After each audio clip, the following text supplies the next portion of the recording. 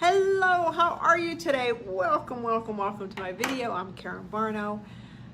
I want to talk to you today about shadows and why you should care. I've had a couple people, I changed some of my programming on my website. One, of course, is what's next, your what next moment we talked about last week. But the other one is healing your shadow childhood stories, your childhood shadow stories. Let me reverse that around. Shadows are the parts of you that you tucked away. So when you look, it's kind of like when you look within, you can see a shadow.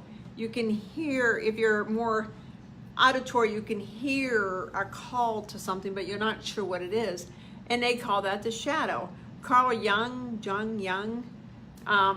came up with this term years ago in his analysis, which is, again, it's the repressed part of you that over time people didn't like something about you, they rejected something about you, and it was just easier for you to bury it. So for instance, I always use myself as an example. When I was much younger, I used to love to write. In fact, I wrote a book. There it is behind me, Blue Rose Bookstore, Journey of Healing. I like to write, so whenever I would get an English assignment where I got to write, I would run home, and if it was a one-page write, I'd one page written double space, I'd write 3 pages single space because I love to write. But growing up, my Aunt Dolores also loved to write, and she would write these books about that thick, because back then it was typewriter, and she would type them, and they'd be 500 or 600 pages, and my mother, it was her sister, my mother would just laugh at her and say, "Oh, she's such a dreamer, you'll never make money writing." So when I wrote and published my book, I got it to number 11 on Amazon, but I know I could have got it to a bestseller if I would have had more faith, more courage. But that was a shadow, and it took me this long. And sometimes, I find shadows all the time. We have a lot of them. Some are big, huge, major shadows, and others are the smaller ones.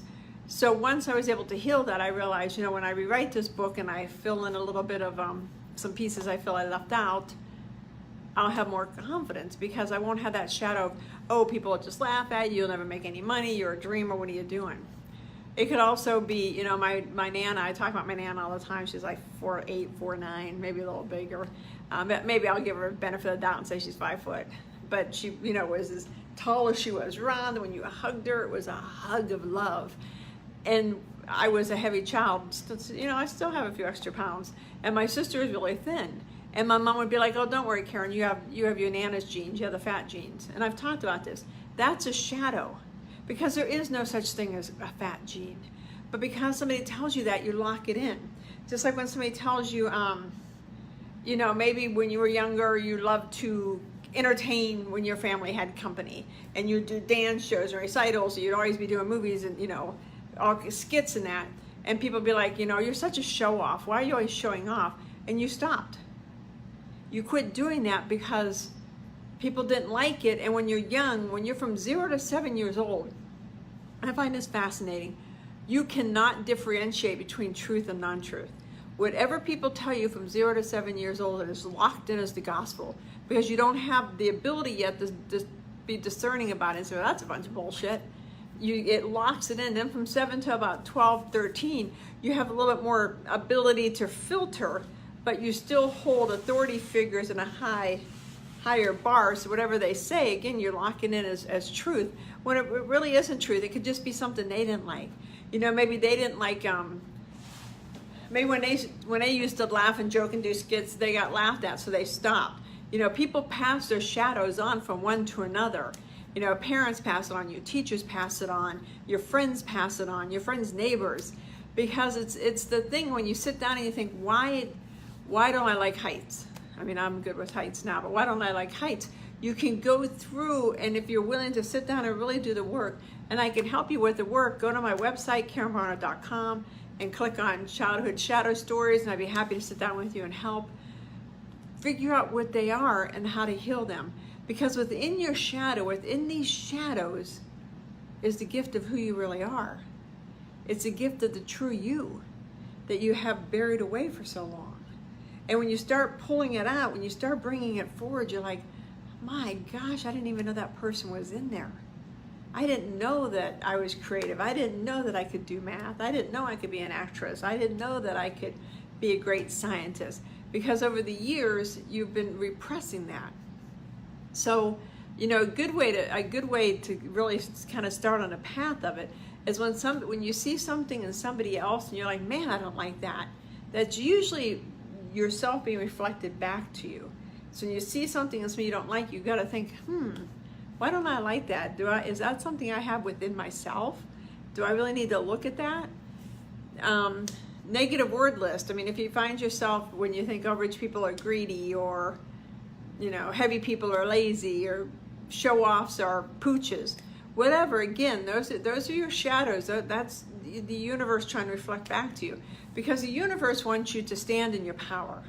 God wants you to be everything you can be and more, because that's your sole purpose, is to find out what your greatness is, and to launch with it. And I mean, if you're on my page, I'm sure you saw my post this morning about, you know, your personality combining with your soul, it's your purpose, and we'll probably talk about that tomorrow.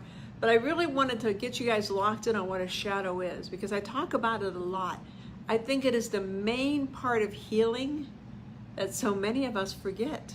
I think it's an important thing, you know, and we call them everything. We call them your beliefs, we call them your negative words, we call them unacceptable parts of you. It's just your shadow.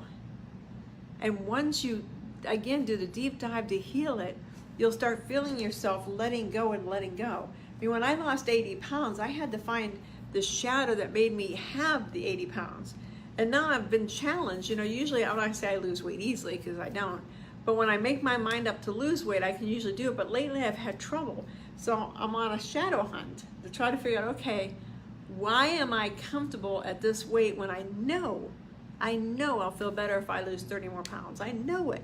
So why? So I'll let you guys know when I figure that one out. If you have any questions about your shadows, please ask me in the comments before. If you've heard about shadows being, you know, Carl Jung or Debbie Ford, or people that have talked about shadows before, please write down below in my comments where you heard them at or who it was, because I'm always interested to check out what everybody else is doing. If you have any questions, please let me know. Put your comments below. If you're on my YouTube channel, you know, give me a subscribe. If you're on my website, you know, write comments. Anything I can do to help you guys out, to help you move forward, to be the person you are meant to be, so you can find your blue rose, I am all in on it. I'll talk to you guys later. Have a great day. Bye-bye.